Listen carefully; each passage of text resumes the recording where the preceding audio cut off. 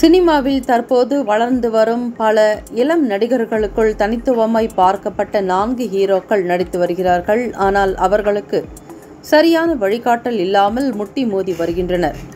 அப்படி ஜெயித்த ஹீரோக்களையும் சறுக்கிய ஹீரோக்களையும் பார்க்கலாம். 20 படங்கள் நடித்தும் கூட 2 படங்கள் தான் இவருக்கு சொல்லிக்கொள்ளும்படி அமைந்தது. ஹரிஷ் கல்யாண், பார்க்கிங், லப்பர் பந்து இவருக்கு அடுத்தடுத்த வாய்ப்புகளை பெற்று தந்தது. ஆனால் 1 கோடி வரை சம்பளம் கேட்டு பேராசையில் அனைத்தையும் கெடுத்து கொண்டார்.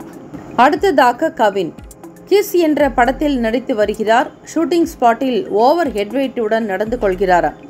கேரவன் சரியில்லை, லிஃப்ட் சரியில்லை, ஷூட்டிங் வரமாட்டேன் என மொத்த யூனிட்டுக்கும் குடைச்சல் கொடுத்து வருகிறாராம் கவின்.